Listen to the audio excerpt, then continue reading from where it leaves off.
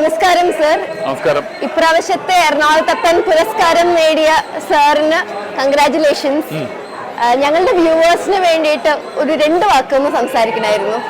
ഞാൻ എറണാകുളത്തപ്പൻ്റെ പുരസ്കാരം നേടിയെന്ന് പറഞ്ഞു കഴിഞ്ഞാൽ, ഞാൻ കുട്ടിക്കാലം തൊട്ട് പാലക്കാട്ടിൽ നിന്നാണ് ഞാൻ വരുന്നത്. എൻ്റെ അച്ഛനായിട്ട് കുടിയേറി പാർത്തൊരു ഇതാണ്.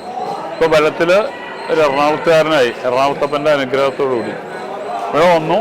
ഇങ്ങനെ ഞാനിവിടെയൊക്കെ പഠിച്ച് വളർന്ന് കളിച്ച് വളർന്നത്. അപ്പോൾ എൻ്റെ ഭക്തി എന്ന് പറയുന്ന ഒരു സംഭവം എല്ലാവരുടെയും സാധാരണക്കാരൻ്റെ ഭക്തി എന്ന് പറയുന്ന പോലെ ഒരു സ്വാർത്ഥതയാണ്. ഇവിടെ നടയിൽ വന്നാൽ എനിക്ക് അത് വേണം, ഇത് വേണം, മറ്റേത് വേണം, കല്യാണം കഴിക്കണം, ജോലി വേണം എന്നൊക്കെ പറഞ്ഞുകൊണ്ടുള്ള അതുപോലത്തെ ഒരു സ്വാർത്ഥത എനിക്ക് കുട്ടിക്കാലത്ത് ഉണ്ടായിരുന്നു. എന്താണെന്ന് വെച്ചാൽ അച്ഛൻ ഇങ്ങനെ അവിടുന്ന്, ഞങ്ങൾ കലൂരാണ്, അവിടുന്ന് നടന്ന എല്ലാ ശനിയാഴ്ച എറണാകുളത്തമ്പലത്തിൽ വരുമ്പോൾ ഞാനും പുറകെ കൂടുന്നത് എറണാകുളത്തപ്പനോടുള്ള ഭക്തിയല്ല, എനിക്ക് ഭക്തി ഉണ്ടായിരുന്നില്ല എന്ന് വെറുതെ ഇങ്ങനെ വരും. എന്താണെന്ന് വെച്ചാൽ ഈ ബാനർജി റോഡിൽ ഒരു നമ്മുടെ മദ്രാസ് കേഫ് എന്ന് പറഞ്ഞൊരു കേഫ് ഉണ്ടായിരുന്നു. പഴയ എറണാകുളത്തുള്ളവർക്കൊക്കെ അറിയാം. അപ്പോൾ തിരിച്ചു പോകുമ്പോൾ അച്ഛൻ്റെ കൂടെ നടന്നാൽ പോവുക, കാലൊക്കെ വേദന എടുക്കും. 10 കിലോമീറ്റർ 5 കിലോമീറ്റർ നടക്കണം. എന്നാൽ എനിക്ക് ബുദ്ധിമുട്ടാക്കാം.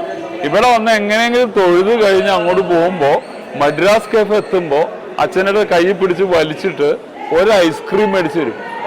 അപ്പോൾ ഐസ്ക്രീം എന്ന് പറയുന്നത് 65 കൊല്ലമായിട്ട്, ഞാൻ 6 വയസ്സുള്ളപ്പോഴുള്ള കാര്യമാണ് പറയണത്. അപ്പോൾ എന്നാൽ എറണാകുളത്ത് ഒരു ബൗളിൽ ഒരു മഞ്ഞ ഐസ്ക്രീമാണ് ആകെ കാണുന്ന ഐസ്ക്രീം തന്നെ അതാ. അപ്പോൾ എല്ലാ ശനിയാഴ്ചയും ഭഗവാനോടുള്ള ഭക്തിയല്ല, ഈ ഭക്തിയുടെ മധുരം എന്നൊക്കെ പറഞ്ഞ പോലെ ഐസ്ക്രീമാണ് എൻ്റെ ഭക്തിയുടെ മധുരമായിട്ട് പരിണമിച്ചത്. അതിങ്ങനെ കഴിഞ്ഞ് ഞാൻ പഠിച്ച് കവിത എഴുതാനും പാട്ട് എഴുതാനും ഒക്കെ തുടങ്ങി കഴിഞ്ഞപ്പോൾ ആ ഭക്തിയെ എടുത്തിട്ട് വളരെയധികം പഠിച്ച് മേൽപ്പത്തൂരിൻ്റെയും അല്ലെങ്കിൽ പൂന്താനത്തിൻ്റെയും അങ്ങനെയുള്ള കവികളുടെയൊക്കെ ചെറുശ്ശേരിയുടെയൊക്കെ കവിതകളൊക്കെ എടുത്ത് വായിച്ച് ഭക്തി എന്ന് പറയുന്ന ഒരു പ്രസ്ഥാനത്തെക്കുറിച്ച് എനിക്ക് മനസ്സിലാവുകയും സാധാരണ ഭൗതികത്തെക്കാളും ഏറ്റവും മനസ്സിന് ശാന്തിയും സമാധാനവും ഒക്കെ തരുന്ന ഭക്തിയാണെന്ന് മനസ്സിലാക്കുകയും എൻ്റെ ഗാനരചന, ഞാനൊരു പാലക്കാട്ടുകാരനായത് കാരണം പാട്ട് പാലക്കാട്ട് എന്നാണ് ഞങ്ങൾ പറയുക, വേറെ ആർക്കും കൊടുക്കില്ല. ഞങ്ങൾ പാട്ട് ഞങ്ങളുടെയാണെന്നാണ് ഞങ്ങൾ പറയുക. അപ്പോൾ അതിൽ നിന്ന് കിട്ടിയ ആ താളം ഒക്കെ വെച്ചിട്ട് ഞാൻ പാട്ട് എഴുതാൻ തുടങ്ങി. 1979 ആദ്യമായിട്ട് എറണാകുളത്തപ്പനെ പറ്റി ഒരു പാട്ടുണ്ടാവുന്നത്, ചന്ദ്രക്കല പൂച്ചൂടി എന്ന് പറഞ്ഞു. അത് കഴിഞ്ഞിട്ട് 82 ഗൗരി ശങ്കർ എന്ന് പറഞ്ഞിട്ട് എറണാകുളത്തൊരു ശ്രീകോവിൽ നിന്ന് സുരേഷ് മേൻ്റെ ഉണ്ടായി. ഇതെല്ലാം കാരണഭൂതനായത് ഇങ്ങനെ ഭക്തി വന്ന് സംഭവമായിട്ട്.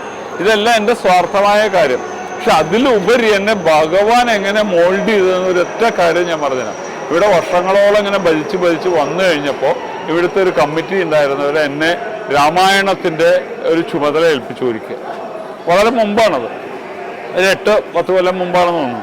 അപ്പോൾ ഏൽപ്പിച്ചു കഴിഞ്ഞപ്പോൾ ഞാൻ പറഞ്ഞു, എല്ലാവരുടെയും ഇവിടെ രാമായണത്തിൻ്റെ പ്രഭാഷണം നടക്കണം, അതുപോലെ വേണ്ട, രാമായണത്തിനെ നമുക്ക് എഡ്യൂക്കേറ്റ് ചെയ്യണം, നമുക്ക് തന്നെ ഒന്നും അറിയില്ല. അപ്പോൾ പാരായണം പോരാ, ഓരോ ദിവസം ഓരോ വിഷയം കൊടുത്ത് വളരെ വലിയ ഓററ്റേഴ്സിനെ കൊണ്ടുവന്നിട്ട് അതിനെക്കുറിച്ച് സംസാരിപ്പിക്കുക.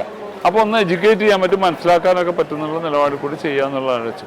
അങ്ങനെ വന്ന് ഇവിടെ ഭാവയാമി രഘുരാം എന്നുള്ളൊരു പരിപാടി തുടങ്ങുകയും വളരെ പ്രസിദ്ധരായിട്ടുള്ള ആളുകൾ, സൂര്യ കൃഷ്ണമൂർത്തി, ഡോക്ടർ ലീലാവതി, സാനു മാഷ്, അങ്ങനെയുള്ള എല്ലാ പണ്ഡിതന്മാരും ഓരോ വിഷയം, വിശ്വംഭരൻ സാറ്.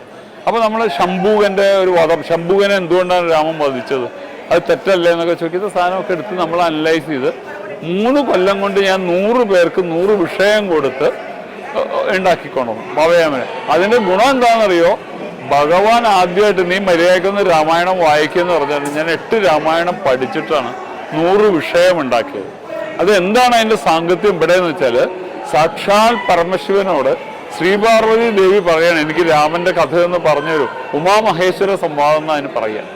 അപ്പോൾ ആ ഭഗവതിയുടെ ജിജ്ഞാസ തന്നെയാണ് ഒരു ഭക്തന്റെ ജിജ്ഞാസ.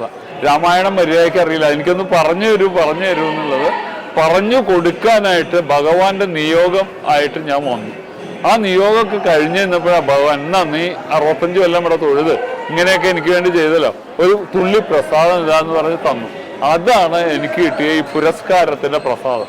അത് ഭഗവാന്റെ മുമ്പിൽ തന്നെ സമർപ്പിച്ചുകൊണ്ട് എൻ്റെ അക്ഷരമാണ്, ഈ അക്ഷരത്തിൻ്റെ ദക്ഷിണയായിട്ട് ഞാനത് ഭഗവാൻ എന്നെ സമർപ്പിക്കുകയാണ്. നന്ദി, നമസ്കാരം. Thank you so much. You are really a famous lyricist. And ഈ വാക്കുകൾ കേൾക്കുമ്പോൾ ഞങ്ങൾക്ക് മനസ്സിലാവേണ്ട ആ കവിത്വം thank you so much for your kind words. അതെ, ആ കവിത്വം മാത്രമല്ല, താളം എന്ന് പറയുന്നത് ഭഗവാന്റെ താണ്ഡവവും ശ്രീപാർവതി ദേവിയുടെ ലാസ്യവും തമ്മിൽ ചേരുമ്പോഴാണ് താളം ഉണ്ടാകുന്നത്. വളരെ ഭരതമുനി അടക്കമുള്ളവർ പറഞ്ഞു വെച്ചിട്ടുണ്ട്. അപ്പൊ ഇവിടെ വന്നാൽ ഈ താളമൊക്കെ നമുക്ക് ഉണ്ടായി പോകും. അങ്ങനെ ഭഗവാൻ നമ്മളെ സൃഷ്ടിച്ച് എടുക്കുകയാണ്. അല്ലാണ്ട് ഞാൻ ഉണ്ടാവുക, ഞാൻ ഉണ്ടാക്കിയെന്ന് പറഞ്ഞിട്ട് ഒരു കാര്യമില്ല. അത് തന്നെയാണ് ഈ പുരസ്കാരം, അല്ലെങ്കിൽ എല്ലാം തിരസ്കാരമായിട്ട് മാറും. നമസ്കാരം. നമസ്കാരം.